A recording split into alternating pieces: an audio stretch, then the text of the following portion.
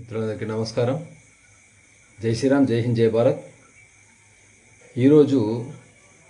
ఈరోజు నుంచి అంటే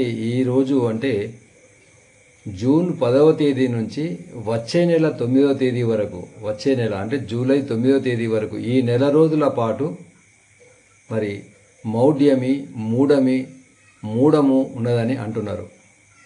మూఢము అంటున్నారు. ఈ పూజారులు, పురోహితులు చెప్తుంటారు, ఇప్పుడు మూఢం ఉంది, ఇప్పుడు ఏ శుభకార్యం చేయకూడదు అని, ఏ పెళ్లి చేయకూడదు, గృహప్రవేశాలు కానీ ఇటువంటి ప్రధానమైనటువంటి విశేషమైనటువంటి పుణ్యకార్యాలు, శుభకార్యాలు చేయకూడదని చెప్తుంటారు కానీ అసలు మూఢం అంటే ఏంది అసలు అనేటువంటిది ఎవరికి తెలియదు. అసలు ఈ మూఢం అంటే ఏంది, మౌఢ్యం అంటే ఏంది తెలుసుకుందాం.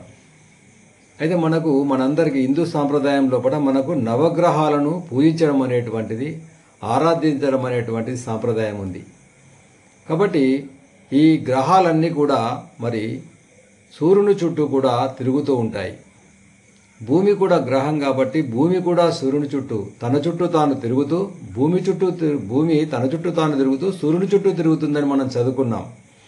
కాబట్టి అట్లా ఈ నవగ్రహాలన్నీ కూడా సూర్యుని చుట్టూ తిరిగేటప్పుడు, గమనం చేసేటప్పుడు ఎప్పుడైతే ఈ సరళ రేఖలో అంటే భూమి, సూర్యుడు, ఇతర గ్రహాలు ఒకే సరళ రేఖలో వచ్చినప్పుడు, అంటే కనీసం సూర్యుడు, భూమి, ఏదైనా ఒక గ్రహము సరళ రేఖలో వచ్చినప్పుడు సహజంగా ఈ సూర్యుడికి ఆవలి వైపు ఉన్నటువంటి గ్రహము భూమిపైన ఉన్నటువంటి వాళ్ళకు కనిపించదు.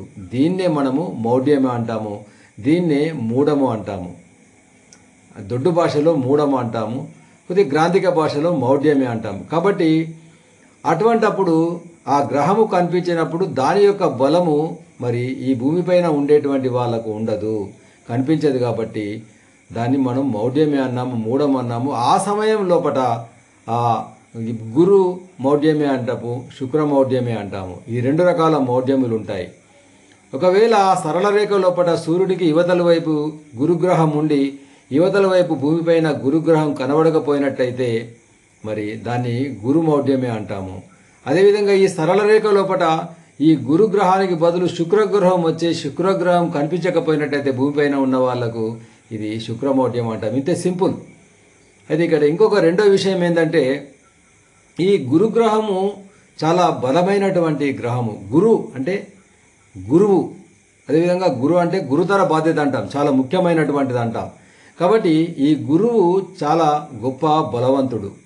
కాబట్టి ఈ గురుబలమే చూస్తారు ఎప్పుడు కూడా. పెళ్లిల్లో మనం చూడండి, అబ్బాయికి కానీ అమ్మాయికి కానీ గురుబలం ఉందా అని అడుగుతుంటారు. కాబట్టి ఈ గురుగ్రహం అనేటువంటిది చాలా శక్తివంతమైనటువంటిది. ఆ గురువు అనేటువంటి గ్రహము మరి ప్రయాణం చేస్తూ సూర్యునికి దగ్గరగా వచ్చినప్పుడు ఆ గురుగ్రహం యొక్క శక్తి సన్నగిల్లుతుంది, శక్తి తగ్గిపోతుంది. అప్పుడు సహజంగా ఆ గురుబలము తగ్గిపోతుంది. కాబట్టి అప్పుడు మరి గురుమౌఢ్యమే ఉంది, ఇప్పుడు ఏ శుభకార్యం చేయకూడదు అంటారు. అదేవిధంగా శుక్రగ్రహము సూర్యుడికి దగ్గరగా వచ్చినప్పుడు శుక్రుడి యొక్క శక్తి సన్నగిల్లుతుంది. కాబట్టి శుక్రుని యొక్క బలం లేదు, శుక్రబలం లేదంటారు. కాబట్టి అప్పుడు మరి శుక్ర మౌఢ్యమి అంటుంటారు. ఈ విధంగా గురుమౌఢ్యమి, శుక్రమౌఢ్యమి అంటే భూమిపైన ఉన్న వాళ్లకు ఈ గురుగ్రహము, శుక్రగ్రహం కనిపించకపోవడము, ఈ రెండు గ్రహాలు సూర్యుడి దగ్గరగా వచ్చి వాటి యొక్క శక్తి సన్నగిలినప్పుడు మరి ఈ రెండుటి యొక్క బలాలు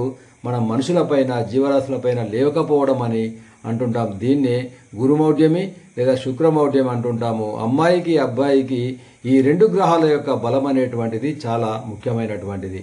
ఇంతే సింపుల్, గురుమౌఢ్యం అన్నా శుక్రమౌఢ్యం అన్నా కాబట్టి ఈ నెల రోజుల పాటు ఈ యొక్క గురుమౌఢ్యమి అంటే ఇప్పుడు గురువు సూర్యుని దగ్గరికి వెళ్తున్నాడు కాబట్టి అతని యొక్క శక్తి సన్నగిల్లుతుంది. కాబట్టి గురుమౌఢ్యమి ఇప్పుడు ఉంది. ఈ నెల రోజుల పాటు పెళ్లి కానీ, ఇంకా గృహప్రవేశం కానీ, ఇంకా ఏదైనా శుభకార్యం కానీ ఏది కూడా చేయకూడదు. చేసినట్టయితే మరి ఆ గ్రహంలో యొక్క గమన ఫలితం అనేటువంటిది ఉంటుంది, చెడు ప్రభావం ఉంటుంది అనేటువంటిది చాలాసార్లు నిరూపించబడ్డది.